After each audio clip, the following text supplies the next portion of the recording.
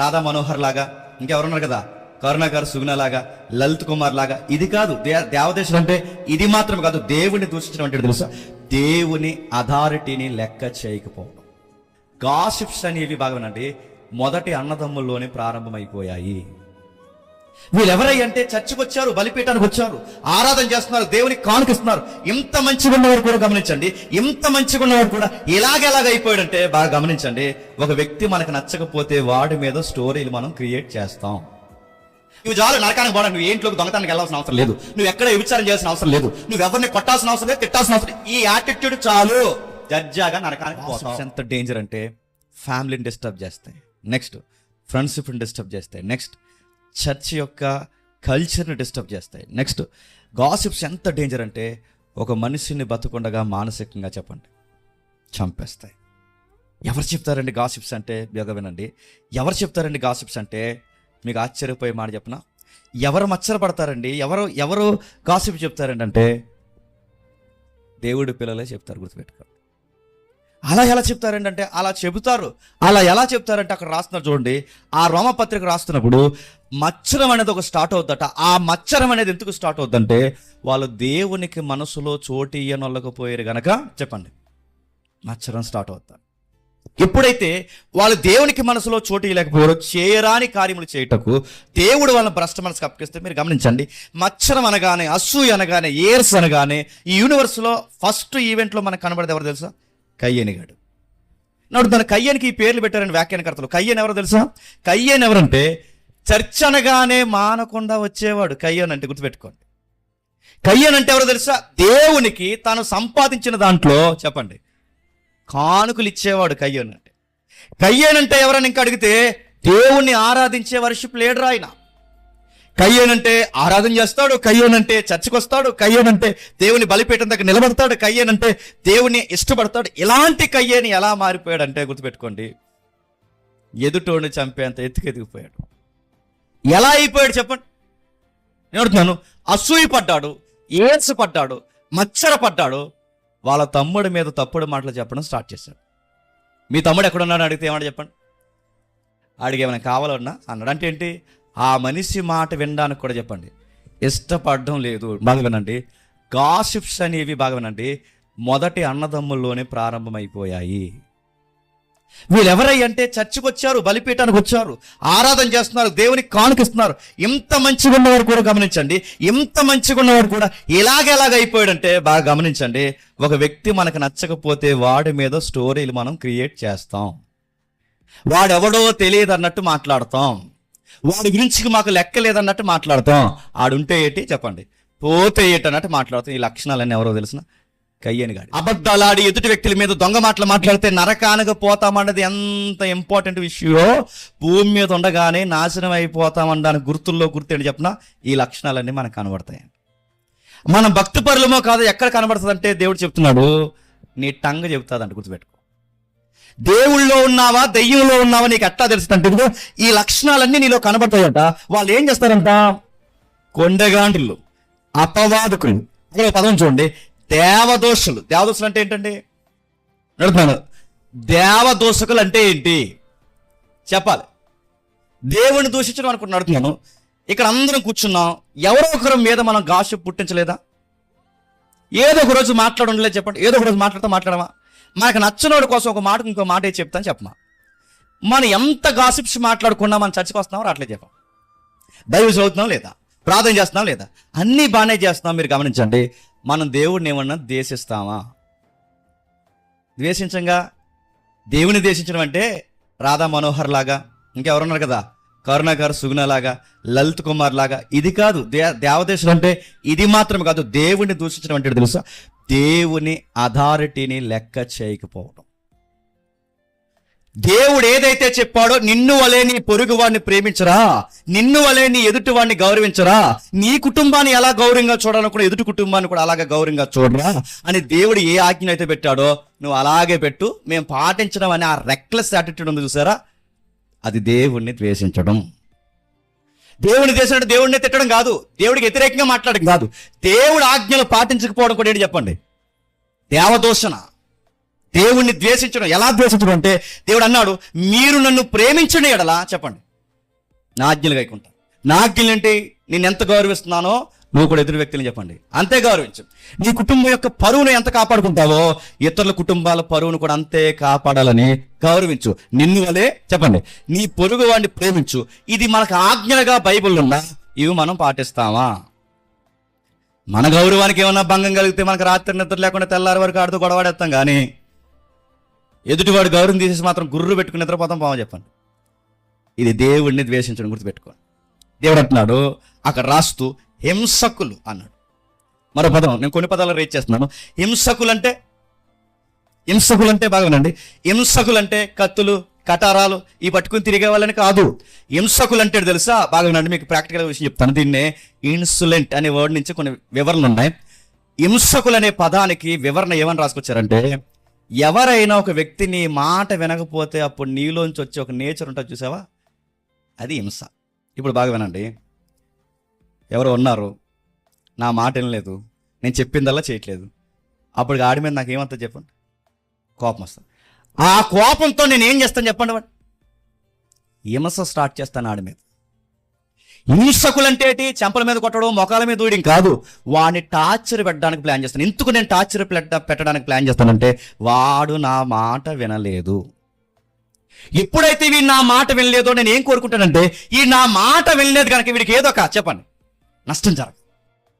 ఆ నష్టం జరిగినప్పుడు నేను కళ్ళతో చూడాలి. ఆ కళ్ళతో చూసిన తర్వాత నేను ఒక మాట అనాలి, వీడికి ఇలాగే జరగాలి అంటే వీడు ఏం కోరుకుంటాను చెప్పండి? హింసకులు అడుగుతున్నాను. ఎన్నోసార్లు ఈ ప్రవర్తన మన ఇళ్లల్లో మన స్నేహాల్లో చూపించలేదా? నేను చెప్పానండి వాడికి, చెప్పండి నేను చెప్పానండి వాడికి, వినలేదండి. అలా కాదని చెప్తే వెళ్ళినాడు, సరే జరిగింది వాడితో మన నేను చెప్పాను వాడికి అలాగుండే, అలానే ఉండే, నేను చెప్పాను దానికి, నా మాట వినలేదు దానికి అలాగుండే. ఈ మాటలు మీకు ఏమనిపిస్తుంది చెప్పండి? హింసను కోరుకుంటున్నామా లేదా? నీ మాట వినకపోతే, నీకు సపోర్ట్ చేయకపోతే, నీకు అనుకూలంగా నిలబడకపోతే, నీకు అనుకూలంగా వాళ్ళ జెండా ఎత్తకపోతే వాళ్ళ నుంచి మనం కోరుకునేది ఏంటో తెలుసా? వాళ్ళు పాడైపోవాలని కోరుకుంటాం, వాళ్ళు నష్టపోవాలని కోరుకుంటాం, వాళ్ళు దెబ్బలు తినాలని కోరుకుంటాం. వాళ్ళకి ఏదో జరిగితే మనం వెనకాల లోపల ఎక్కడో ఆనందం పెట్టి చెప్పిన ఇంకా జరగాలి నేను ముందే చెప్పాను, ఇంకా జరగాలి నేను ముందే చెప్పాను, ఆ రోజే చెప్పాను నేను, కానీ వినలేదు. ఇప్పుడు జరుగుతుంది, ఇలాగే ఉండాలి. ఇప్పుడు వీడు బాధపడుతుంటే నాకు ఎలా ఉంటుంది అనమాట? ఆనందం. ఇదే హింసకులు, గుర్తుపెట్టుకోండి.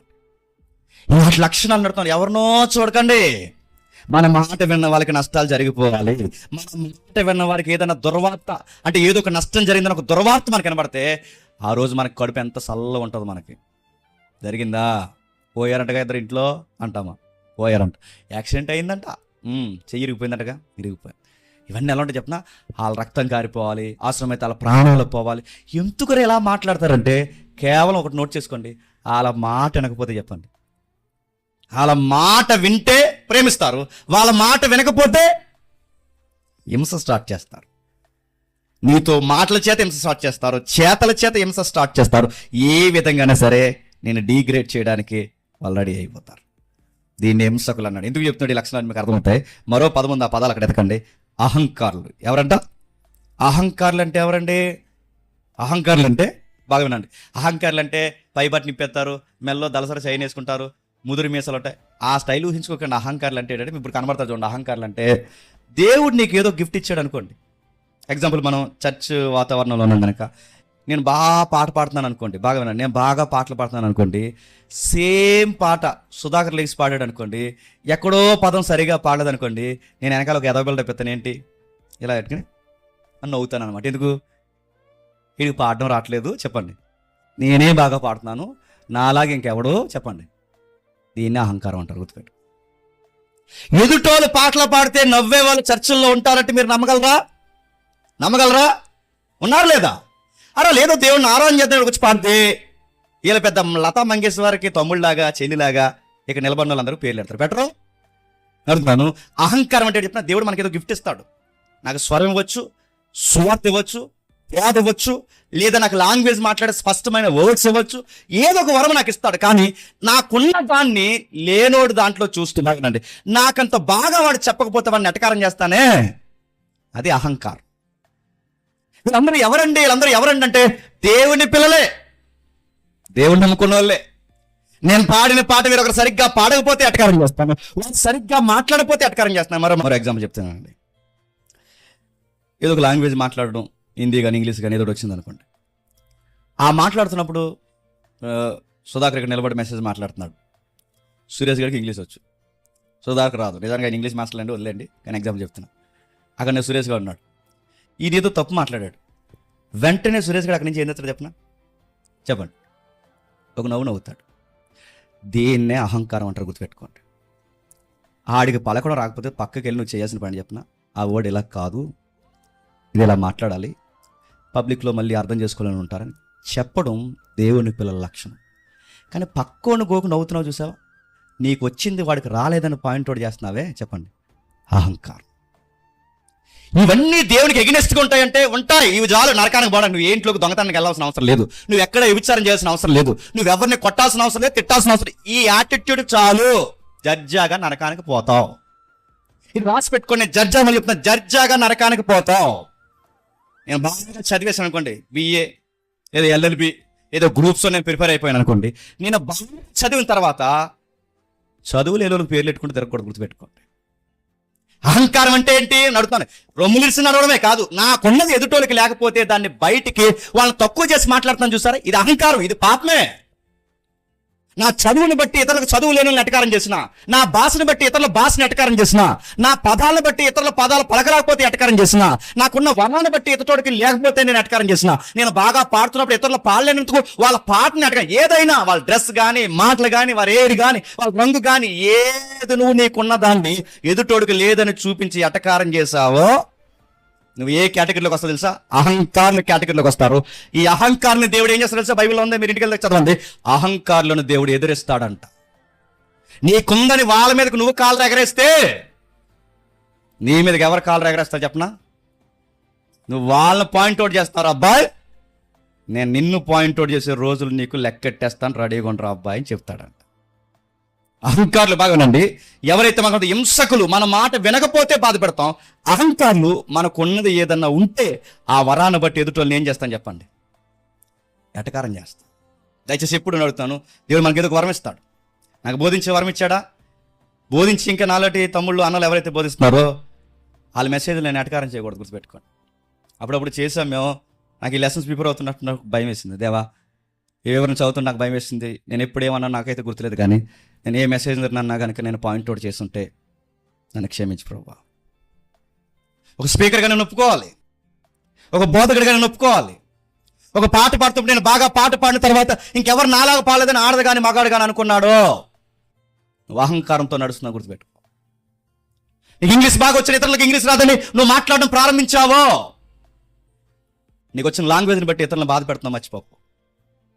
నీకు ఏదైనా ఒక టాలెంట్ ఉంటే ఇతరులు లేదని నువ్వు ఎటకారం చేస్తున్నావు, జాగ్రత్త.